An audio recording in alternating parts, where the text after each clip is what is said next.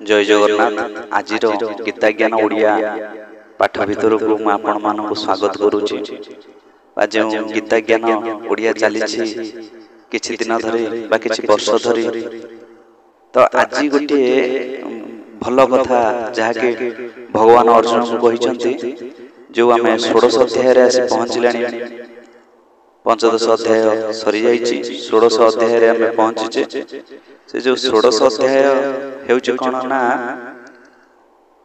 दैवासुर संपद विभाग जोग। दैवासुर संपद माने आम भितरे प्रत्येक जीव भितरे से जो दैव आउ असुर संपद जोड़ा सब अछि, आसुरिक संपद बा दैविक संपद, सही विषय आज कहा जाइछि। केउ माने दैविक संपद नहीं जन्म नुहंती बा दैविक संपद गुण थाए, केउ मानकर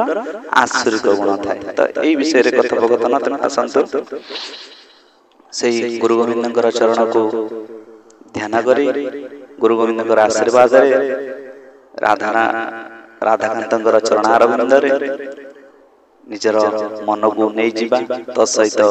गीता ज्ञान भितर को आलोचना करबा काहे ना, भगवान जंती कहिथिले सर्वधर्मान परित्यज्य मामेकं शरणं व्रज अहं तं सर्वपापेभ्यो मोक्षयिष्यामि मा शुचः। जहाँकि आम आगु जानिबा ए सब कथा विषय रे, तेणु गुरु गोविंदकर आशीर्वाद निहाती आवश्यक। ए जो आध्यात्मिक क्षेत्र भितर ओम गुरुर्ब्रह्मा गुरुर्विष्णु गुरुर्देव महेश्वर गुरु साक्षात् परम ब्रह्म तस्मै श्री गुरुवे नमः। हे कृष्ण करुणा सिंधु दीनबंधु जगत्पते गोपेश गोपिकाकांत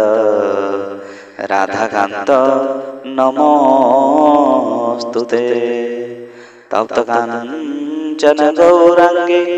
राधे वृंदावनेश्वरी वृषभानुसुते देवी प्रणमामि हरि प्रिय। निज निजर इष्टमान को स्मरण करी आज आम गीताध्याय भीतर को प्रवेश करिबा। प्रथम श्लोक से भगवान कहउचंती कोन कहिले ना भयं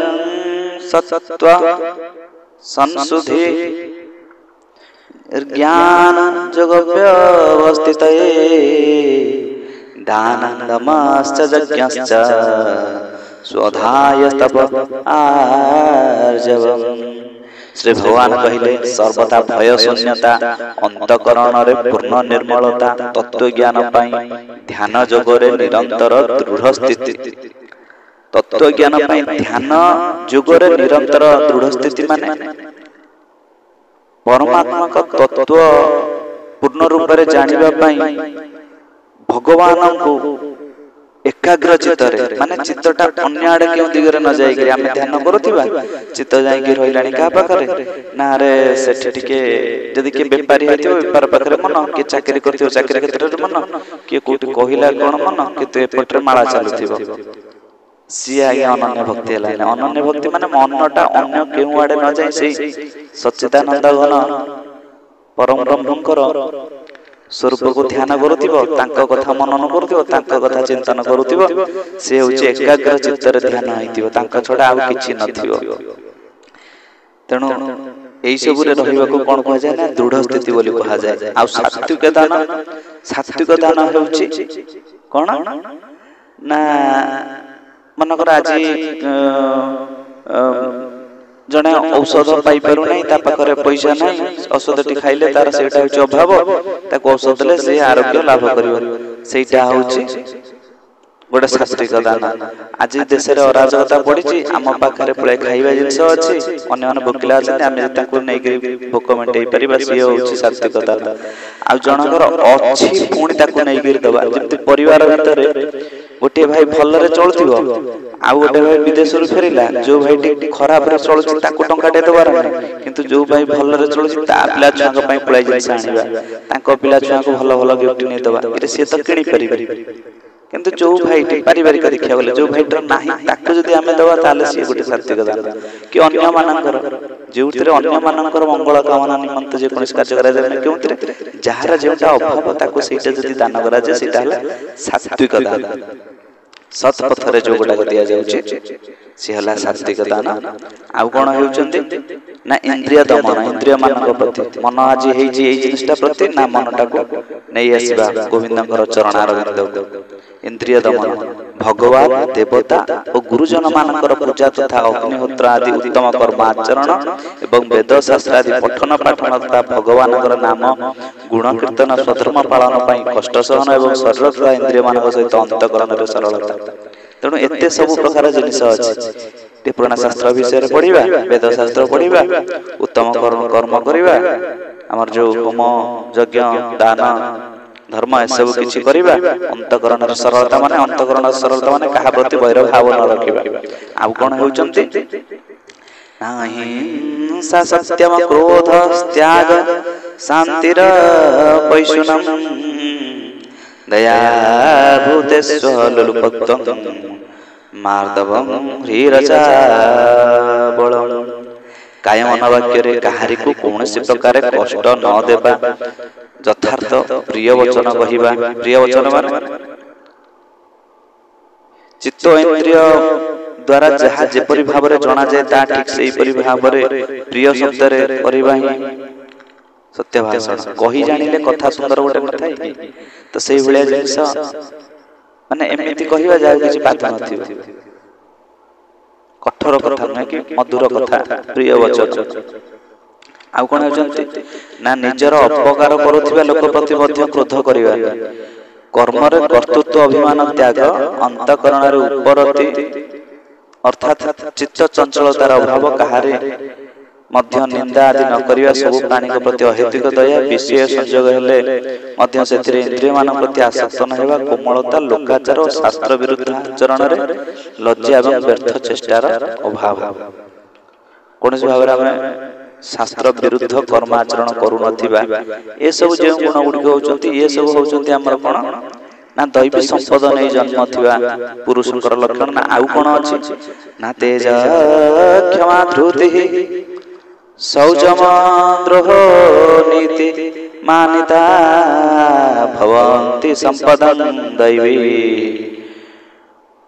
मभिजातस्य भारत तेज तेज माने जे कथा रे अन्य मान को आकर्षित करे कि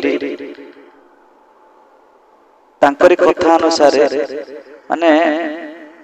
गोटे साधु पुरुष असंती तांको कथा अनुसार अन्य माने